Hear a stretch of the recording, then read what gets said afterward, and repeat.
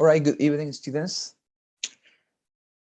Okay, so let's begin. Today, it's a pleasure to be with you again. And well, as you can remind, yesterday we were learning and we were discussing the third task of the speaking section in the TOEFL exam. And well, as we had said yesterday, what we're going to do today is just to practice for this task because this is super practical, right? We have to understand how this works, and the best manner to do that is by practicing. Okay, so today we're going to do exactly the same that we did with the second task. Every single one of you is going to respond today, so please grab your piece of paper, please have your pens near to you because we're going to be responding to all these questions. Okay, all right, that's it.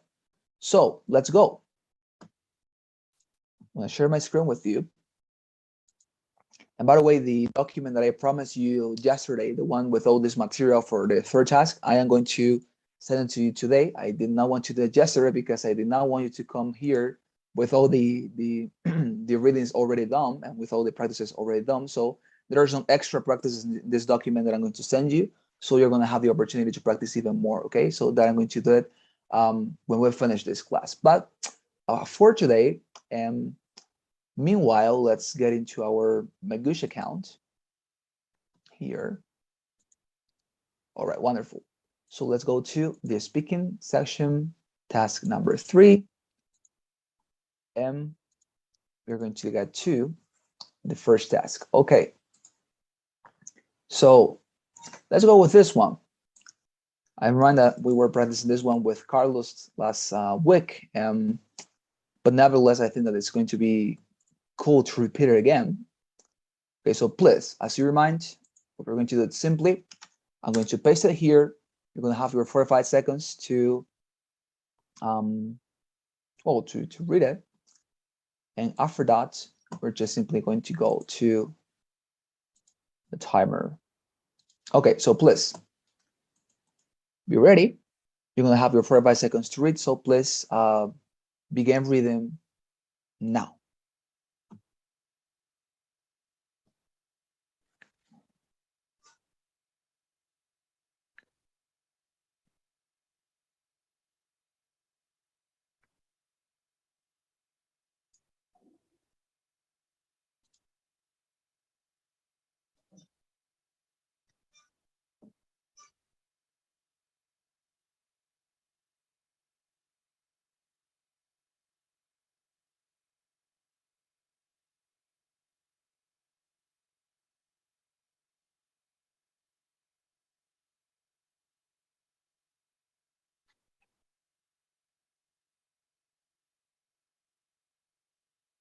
Okay, your time's up.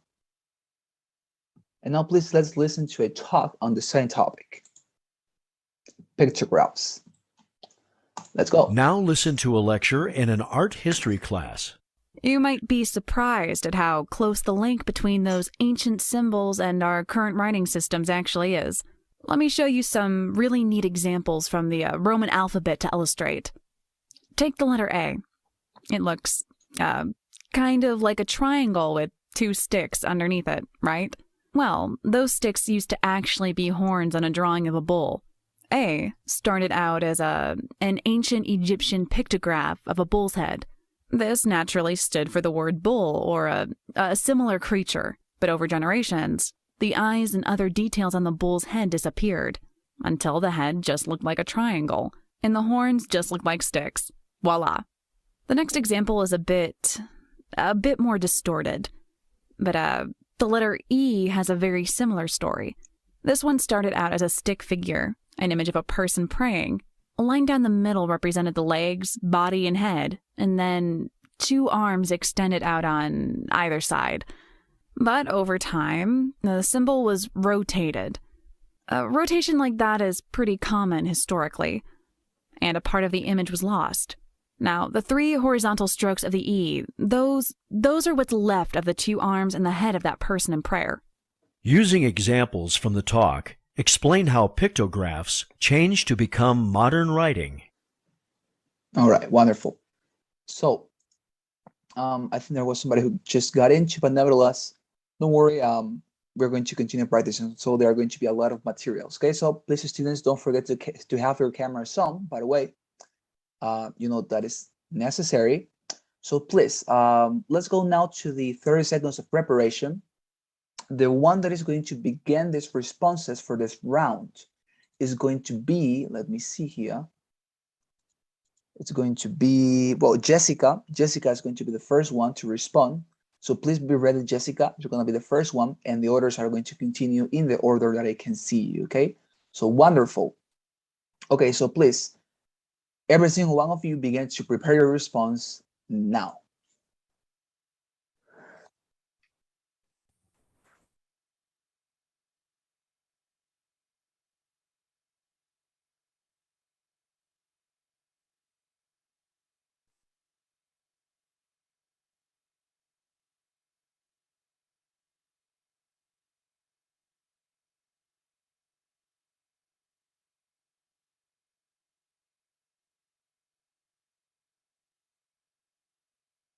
Okay, your time's up. So now please, Jessica, have your microphone ready and begin to deliver your response now. Well, in the reading passage, we've been immersed into the topic of pictograph. About the scholars believe that pictograph is independently in many different parts of the world. For example, in the Middle East, in China, or in Mesoamerica. And that's all. Okay. Well, thank you, Jessica. It's fine. Don't worry. Okay. So let's continue then with Carlos. Carlos, please, could you help us have your microphone on? Okay, And teacher. please begin to, oh yeah, for sure, Carlos. So begin to deliver your response now. Okay, in the reading passage, we've been immersed into the topic of pictographs. The pictograph expresses ideas, and they are the earliest artwork, and this is a form of writing. And there are many different types. Ones are discovered, for example, in Mesopotamia or also in Egypt. Likewise, in the listening passage, the speaker was mentioning two examples of pictographs. The first one was kind of a triangle with two sticks that looks like horns, bull horns. This was an Egyptian pictograph, but over generations, some details were disappearing. And in the second example, we have the bit, which is a person praying with arm extended to up. And these are both historical representations. I finished, teacher. Hello?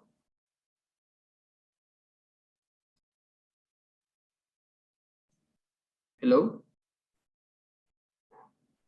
Hello, hello. This is my internet. Hello, teacher, can you hear me? Hello?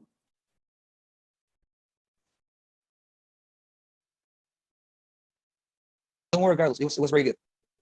It was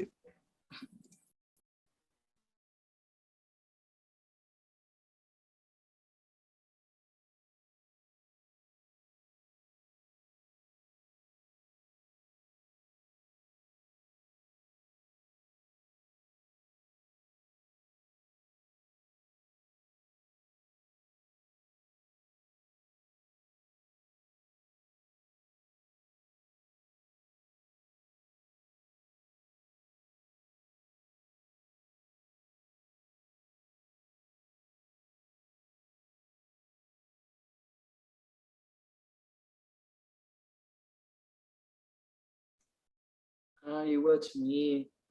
I thought that it wasn't me.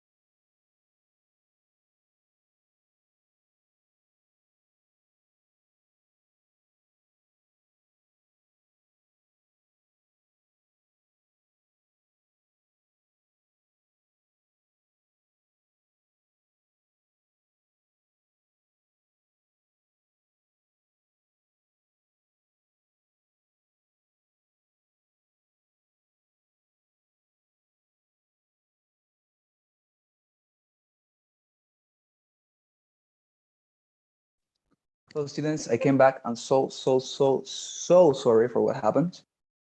I think it's, the fact that, for example, when I am my house, it's like divided into different sections, and when I go to that specific sections, like the internet begins to go wrong. But nevertheless, I have moved, and I think this place, the internet's way better, actually. So we're not gonna have that trouble anymore. Okay. So let's go. We were discussing, this specific. Carlos, by the way, I listened to your audio and it was perfect. I just wanted to say that. Very good. Very good. Thank you, teacher. All right, wonderful. But I listened to it. I managed to listen to it completely. And once you finish, it just disappeared. Like everybody, I was not able to see anybody, and my internet just cracked. Okay, wonderful. So now, Marines, you're gonna be the next one, please, to respond to the topic. So please, I'm going to give you a minute.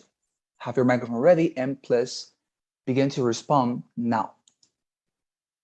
In the reading passage, we've been immersed in the topic of pictographs, known as the earliest form of writing. Also now, they are known to be the basis of the modern writing system. These pictographs also often represent an idea, a word, but now it could be referred to concrete things. For example, likewise, in the listening passage, they told us about some examples of this, like, for example, the writing of a bull, which is made of a triangle and two sticks, and they were this started as a bull, but then it became to a symbol. Also, the way the letter E was born was another example of this. Okay, thank you, Marina. It's okay. It's good response. Very good. Okay, so the next one is going to be Laura. Laura, were you present when we were having the materials? Can you respond? Yes, I. All right. Okay, wonderful. So please begin to deliver your response then now. Okay, in the reading passage, we've been immersed into pictographies that those are that represents many ideas, even nouns or things. Those were it is believed that were discovered on Mesopotamia and Egypt, and it is believed that those pictography were developed in different parts of the world. Likewise, in the listening passage, said that many letters has history and many things that were meant the meaning or the or origin of those letters and nouns. That's all. Wonderful. Very good, Laura. Very, very good. Thank you. Okay, now the next one is going to be Bonnie. Bonnie, please, could you have your microphone ready and please begin to deliver your response now. Sorry, teacher, I didn't listen the passage. Okay, no, it's fine. It's fine. It's fine, Bonnie. Don't worry. For the other one, then. Miguel or Alvaro, does any of you listen to the passage and the reading? I mean, and read the reading passage? No, teacher, sorry. No, sorry. Okay. Yeah, no, it's okay. It's wonderful. Okay, so quick remarks. For example, Laura, very good, very, very good. In this case, for Laura would be just to maybe to speak a little bit louder. I was not able to like listen to it very, very, very good in the sense that I needed to listen to it a little bit louder, but it is okay, but very good with regard to the structure, how you took care of it, how you manage your times, you measure them, very good. Marines, equally very good. I think you're definitely not having any sort of, at this point, I have noticed that many of you, if not all of you, actually it's all of you, you don't have any trouble with the structure anymore. You're just struggling always with the time, and that is precisely what I want, because that matter of the time, it's something that you always improve by practicing. There's nothing that I can do in order to help you there. But with regard to the structure, how well you're measuring the time, your pronunciation, very good. I mean, all of you are doing a very good job. Okay, so let's move on to another one then. Now all the people who are here are going to be able to respond, because now you are all going to be able to listen to the talk and also to read the passage. So then let's go to this one, the decline of Greco-Roman ideals in art. So I'm going to paste this as well to the chat box, and you're going to have your 4 or 5 seconds to read it. Okay, there you have. Meanwhile, I'm going to go and bring some other papers because I'm running short of them. So please begin to read this passage now.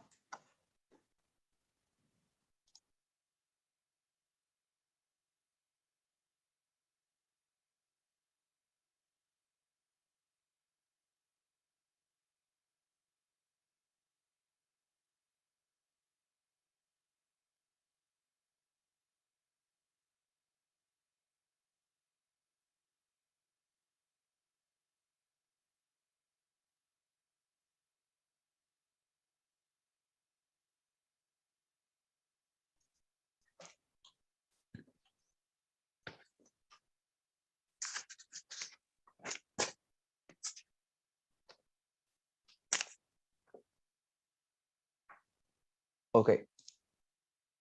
Wonderful. So now, please, let's listen to the talk given by a professor on the same topic, okay? Let's go and learn about decline of the Greco-Roman ideals. Now, this is a topic that is very interesting to me. So I'm going to be taking Now listen to part of a lecture in a class focusing on the history of modern art. Now, scholars sometimes like to say that in the 20th century, art based on Greco-Roman ideals of beauty and physical perfection fell totally out of favor thanks to the work of pioneering critics like Roger Fry. But today, I'm going to argue that this is actually an oversimplification. Now, paintings in the 20th century certainly became more abstract than at any other time in history. But in some ways, this had nothing to do with the work of professional critics, like Roger Fry. I mean, I think it can be convincingly argued that the change in style was simply due to the invention of the camera. See, it was no longer necessary to turn to professional portrait painters to have one's picture taken. And for this reason, there was a gradual decrease in the number of students who went to painting school. It was simply no longer important to spend years mastering technical painting. And instead, it became possible to produce highly abstract works meant to express, well, ideas. However, many of these ideas still had to do with the age-old Greco-Roman ideals. For example, Manet's painting, Luncheon on the Grass, which is sometimes called the first modern painting, it actually used images originally copied from an ancient Roman coffin. Pablo Picasso, a great abstract artist, also created several paintings reacting to Greek mythology. And, to this day, advertisers and filmmakers often turn to Greco-Roman notions of beauty in order to entice audiences. In fact, many modern artists have reacted to too much abstraction in modern art and are returning to classical Greek and Roman themes in their work. So, the Greco-Roman tradition in art is far from dead. Using the points and examples from the lecture, explain how artistic standards changed in the 20th century. Okay. Wonderful. Very interesting topic, by the way, right? So please have your, okay, in this case, the person that is going to begin is going to be, well, Carlos, you're going to be the first one. So please You're gonna have your 30 seconds to prepare your response. Okay.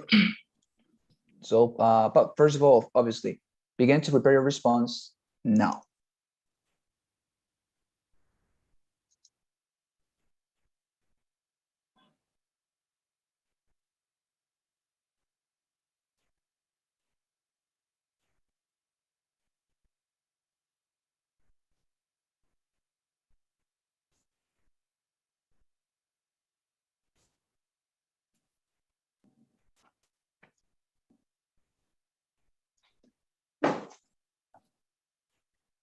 Wonderful. Time's up. And now please begin to deliver your response now. In the written passage, we've been immersed into the topic of the decline Greco-Roman ideals in art.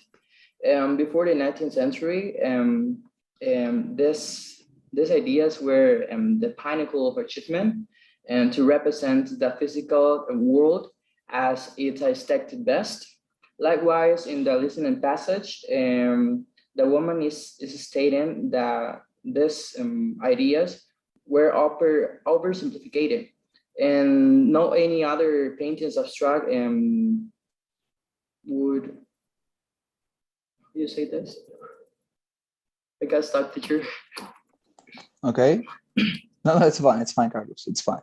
Okay, nothing to do. Also, it's a change of the style and the change of this is due to the change of the camera, and this is also a high abstract works, and as the main is painting that.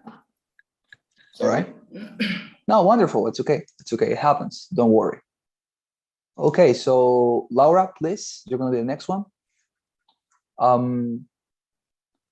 Please have your microphone ready, Laura, and begin, please, to deliver your response now. Okay, in the reading passage, we've been immersed into the topic of the change and characteristics of artwork by the 20s, by the 20s, and those mentioned how was like the art, how was abstracted, or how people judge the art in that century. Likewise, in the listening passage, it says that in the 20s, the art were abstract than any other time, and were like Greco-Roman ideas. But many people said that many ideas were like oversimplified, and it reduced due to the invention of the camera. Those increased many art students and began a new era, and many modern artists now want to return those classics and Roman art. That's it. All right. Wonderful. Thank you, Laura. Thank you very much. Okay. So now, please, the next one is going to be Marines. Marines, please have your microphone on, and please begin to respond now. In the reading passage, we've been immersed on the topic of decline of the Greco-Roman ideal of art. In the 19th century, the ideal of beauty was this exclusively Greco-Roman ideal. But in the 20th century, they changed due to the new philosophical views. So likewise, in the listening passage, we've been told that in the 20th, they were also based on the physical and beauty, but these paintings were more abstract and they were more judged for their impact in the ideas of it and emotions of the people. And also because they were in this century we were introduced to the camera, so many people could have changed and expressed this new way of art without being really an artist. Right. Wonderful. Thank you very much, Marines. Very good. Bonnie, please, you're going to be the next one, so please have your microphone on, and now please begin to deliver your response now. In the reading passage, we're immersed into the topic of the decline of the Greco-Roman art and ideals. Likewise, in the lecture, the professor further elaborates on this. Firstly, she explains that sorry, that in the 20th century, the admiration of Greco-Roman art declined and started to predominate the abstract art. This is due to the invention of the camera, and people not even study in the art school. Also, on the top of that, she she describes the sorry, I just don't understand whether I just right. Right? It's fine. It's fine. But actually, a very good response, Bonnie. Your vocabulary, it's honestly striking. Very good.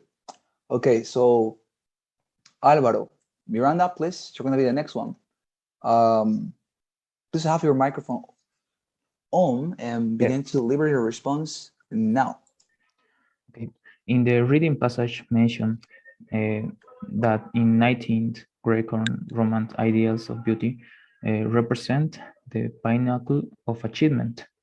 However, in 20th century, the art changed significantly, but the ideals of Greco-Roman art continue in our time. Likewise, in the listening passage, the person says that the Greco-Roman idols beauty and the perfection.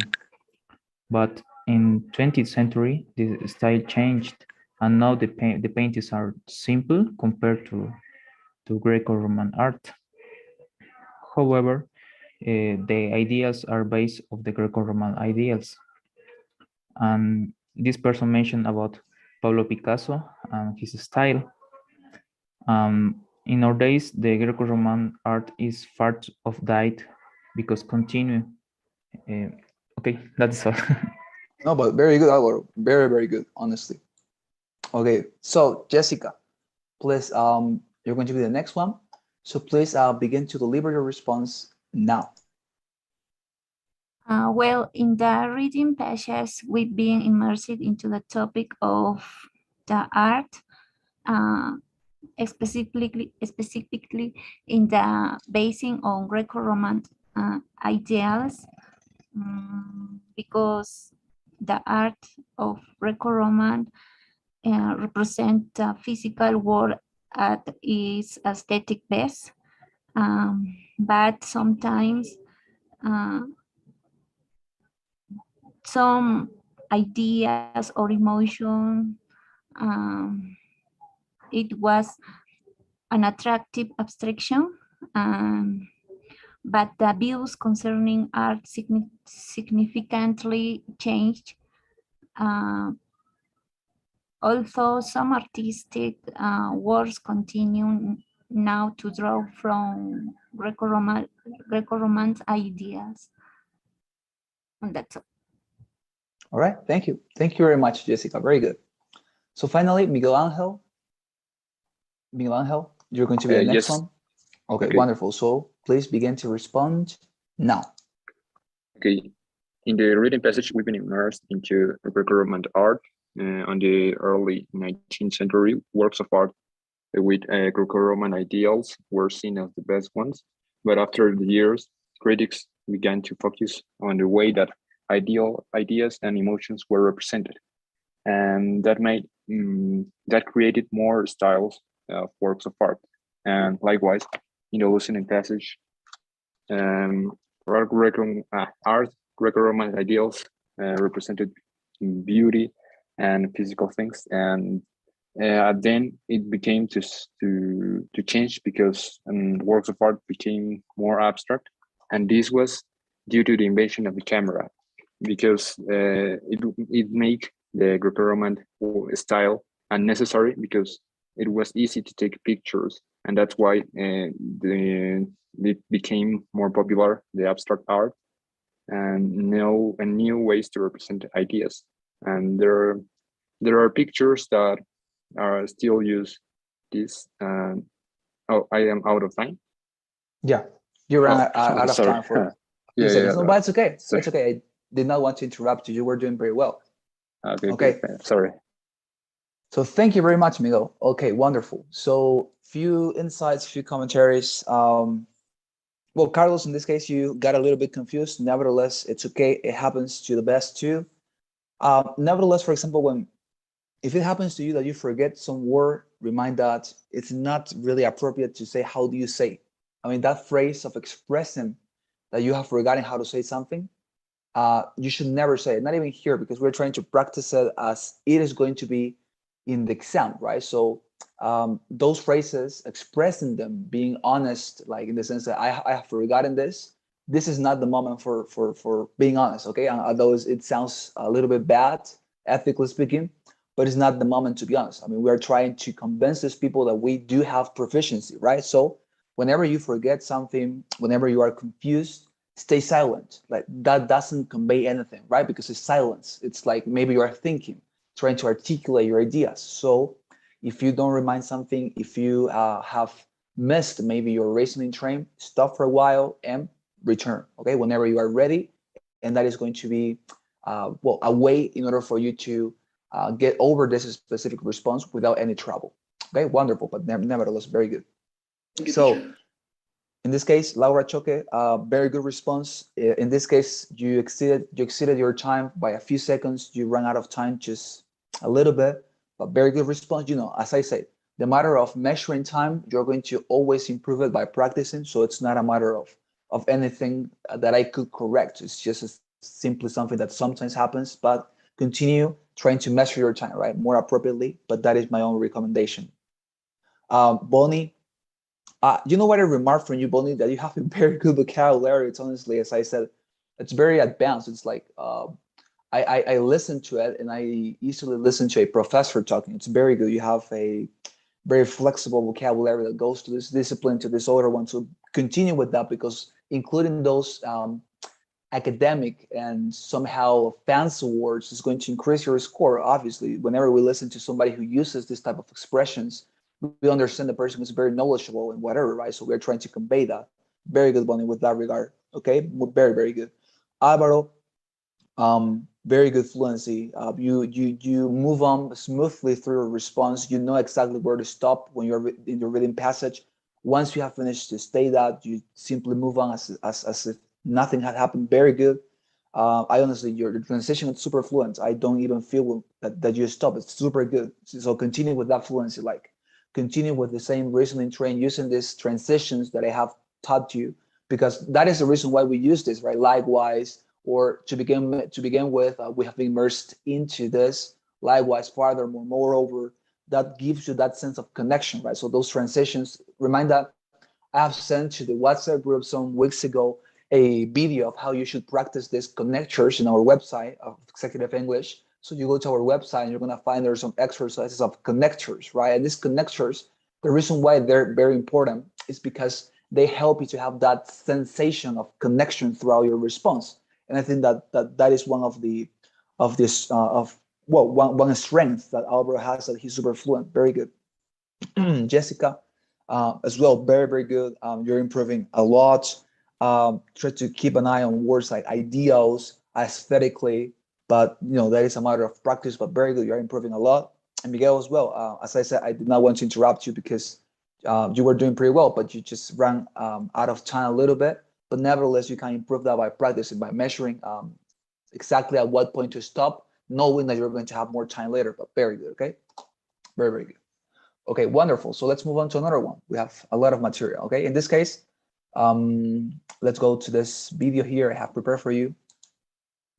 We're going to go to this one. Okay, now, but in this case, let's go into another one from Magush before we get into those. Because these Magush ones are a little bit more handy. Okay, so I'm going to paste this one. In this case, it's altruism in animals. Apparently, that can be done. It's possible. So we're going to see that. Okay, please read it. You're going to have your 4 or 5 seconds here. Please begin to read, dear students, now.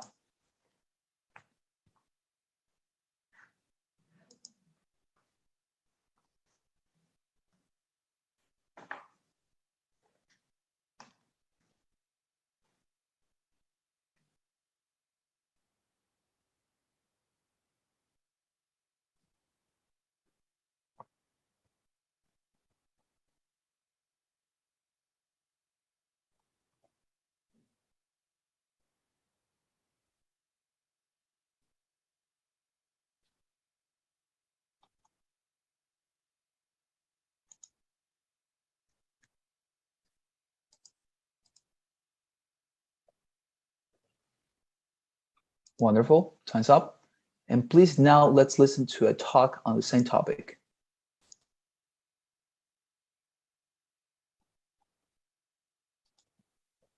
Now listen to part of a lecture on the topic you've just read about. The idea that altruism is a uniquely human characteristic that cannot be found in nature might be popular among certain philosophers, but it really has little basis in fact. Actually, altruism is relatively common in the animal kingdom. Well, for example, in certain families of squirrels, when a predator, say like a fox, comes around, the squirrels are known to shriek out to warn their family members about the danger, even if the noise makes them targets for the predator.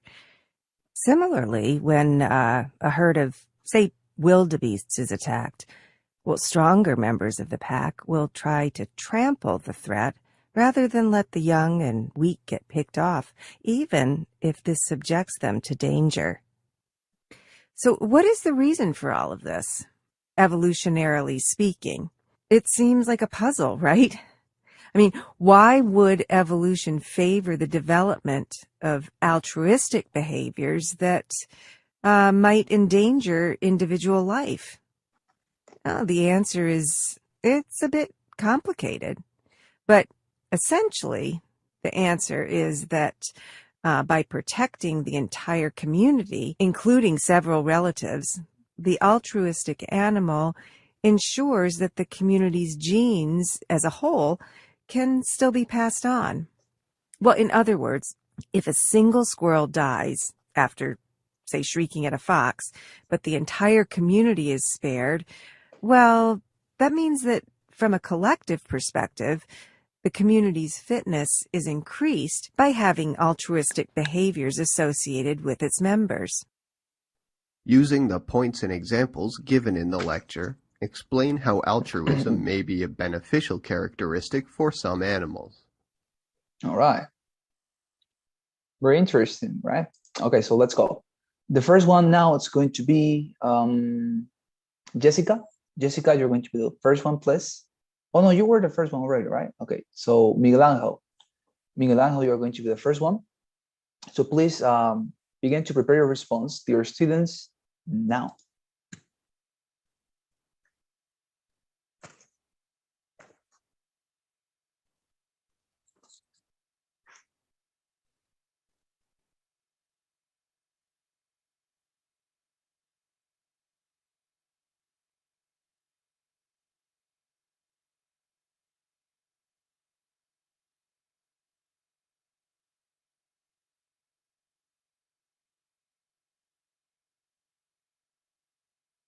Okay, time's up. So please, Miguel Angel, have your microphone ready and please begin to deliver a response now. Okay. In the reading passage, we've been immersed into altruism. Altruism is referred as the urge to help others, even if it's dangerous for the one who does it. And likewise, and it might be seen as something that is common in humans, but it's also seen with animals, which is something strange for people to think. Okay. Likewise, in the listening passage, altruism might be something human for someone, but it's more commonly on the animals, on animals, like squirrels. And they advise their family if something is dangerous, even though they are risking their lives. But why is this? Essentially, is because by protecting the community, and it's safe. By protecting the community, it's safer to keep the genes through generations than just one life. And I just got confused. Sorry. Okay, it's fine, Miguel. Don't worry. Don't worry. Okay. So let's move on. Bonnie, please. You're going to be the next one.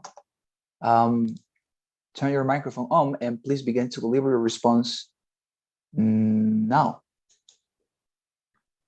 In the reading passage, we're immersed into the topic of altruism in animals, which is the urge to selflessly help others, even if it costs, even if self cost. Likewise, in the lecture, the professor elaborates on this. First of all, she explains that this is not as weird as it sounds for humans, and it's very common in animals. She provides two examples.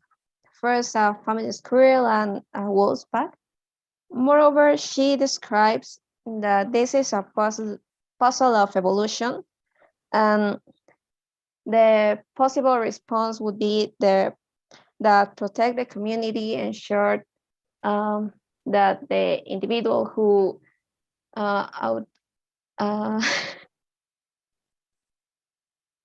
Okay, don't worry, Bonnie. It's fine. yeah.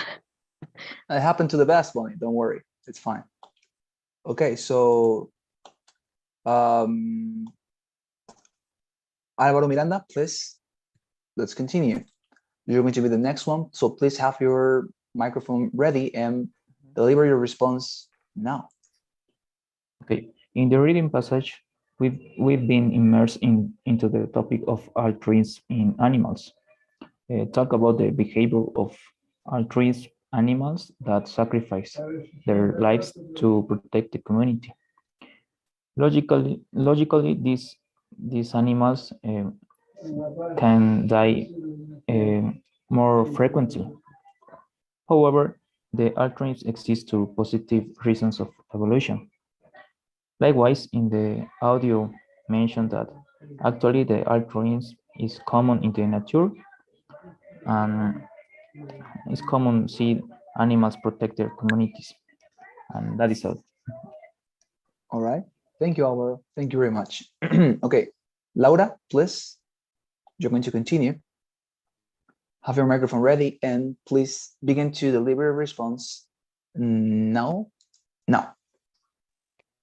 Okay, in the reading passage, we've been immersed into altruism behavior with animals and humans, and said that it's common to see those behaviors in humans, but in animals it is not all those species like ones could be more selfish than others, and those animals with altruism behavior could die more than the selfish animals, and it could be evolutionary. Likewise, in the listening passage, it is common for animal kingdoms to see those altruism behavior, even in those the predators, but most animals protect their communities, and that's all. All right, wonderful. Thank you very much. Laura? Marines, please. You're going to be the next one. Begin to respond now. In the reading passage, we've been immersed in the topic of altruism in animals, even though it been between humans is a very fairly common action. It's not really so common in the animal kingdom, but you can see these selfless actions often. Like we could see in a listening passage, we receive an example of squirrels that they help each other to protect from the predators and to protect the younger members of the group in order to save the community. Also, this could have a very, this could mean a very good example of the purpose in evolution, that is to protect the whole community, even though if it's risking the life of one of the members in order to protect the rest. Wonderful. Thank you very much, Marines. Very good. Okay, now Jessica, please, could you continue? Okay, so Jessica, please begin to deliver your response now. In the reading passage, we've been immersed into the topic of altruism about the humanity and animals. In animals, it's not common than the humans because many are surprised to see them carried out by other species. For example, an animal that behave altruistically would theoretically die more often than those that acted selfishly. But it's so I'm sorry. Sorry. No, it's fine. It's fine, Jesse. Don't worry. It's fine. Okay. So, Carlos, you're the last one. Please Now, respond now. in the reading passage, we've been immersed into the topic of altruism. It refers to the urge to selflessly help others. Animals that behave altruistically die before than the ones that act selfishly, but still it exists in many species. Based on the previous information and likewise in the listening passage, and the professor states that altruism is related also to the animal realm. For example, the squirrels, and when they see a predator as a fox, like a fox and as an example, and they streak out to warn their family, even if they make noise and put them in danger. And this is like namely, there are species that prefers to save rather than abandon one. And this is like a puzzle, and it might endanger the species, but the answers to this is very complicated. But still, the professor thinks that I'll finish. All right. No, it's fine. It's fine, Carlos. Very well. Okay. So, for example, in this case, we have Miguel Angel. Very good. I mean, I like how you dealt with your blunder. It was very good. You didn't make a great deal of it. You just move on. Very good. I think maybe in this case, Miguel Angel, the reason why you're running out of time is because you're spending too much time on the reading passage. Remind that this part specifically, this material should not be that much advanced, nor should not be that much considered in your response. You should not include much of its information or data into your response because it's preferable to include what the listening said. That is to say, what the professor was clarifying or complementing in the lecture. Okay, so I think that is going to help you. Try to reduce your time. Try to reduce it a little bit on the reading passage. Try to be more general because this is just the introduction. Because the real stuff comes in the lecture. How is it that the professor explains that, right? So try to specify and trying to emphasize a little bit more on that. But very good. But in this case, I think very, very interestingly, in this case, what refrains you sometimes from responding is that, well, I think this is my perception. Maybe I am wrong, but you try to make it so advanced. That is to say, sometimes keeping it simple, it's fine. It is not necessary to always include this advanced vocabulary that you have that makes your responses, well, I mean, like very good, right? But nevertheless, if you keep it simple, like including this specific advanced words whenever they come out to you fluently and naturally, that is going to be okay, and that is going to make it.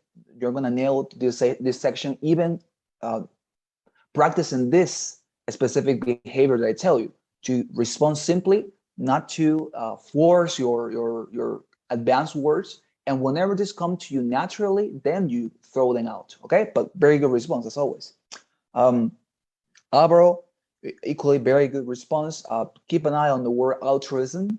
Altruism is the way that you should pronounce it. Altruism. But the response very good. Like, I mean, very well balanced, very well articulated, very good. Laura, exactly the same. I don't have any commentary. Very good, very, very good response. The same case for Marina's, very good response. Jessica, keep an eye on words like immersed, like we have been immersed, not necessarily immersed.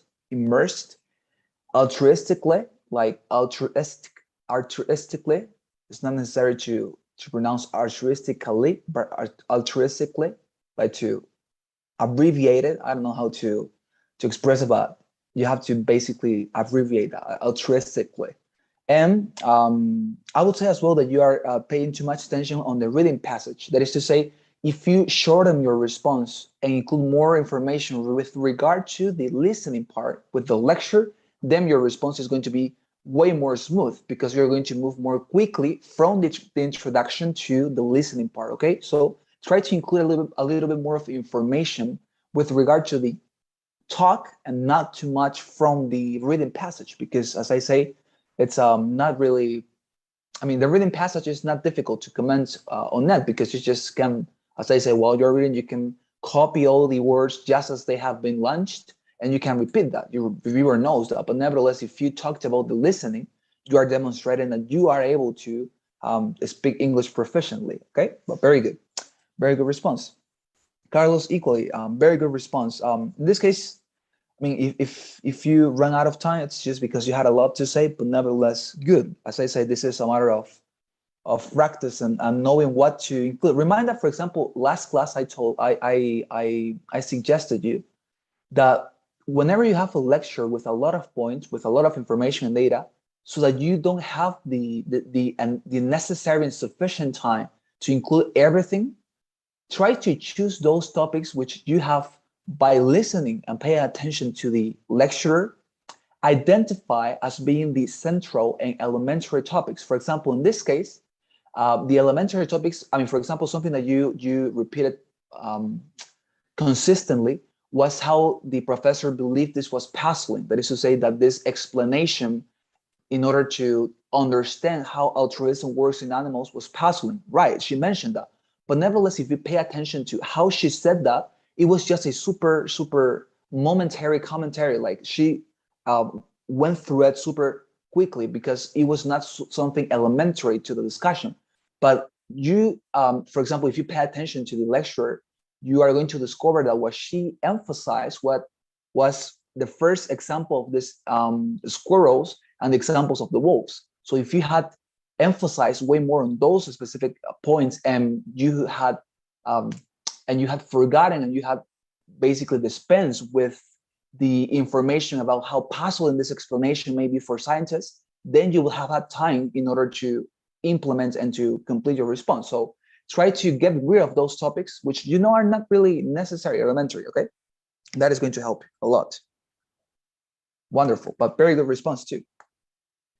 Okay, so we are running out of time completely. So as you know, it's traditional, the poll and the assistance, please.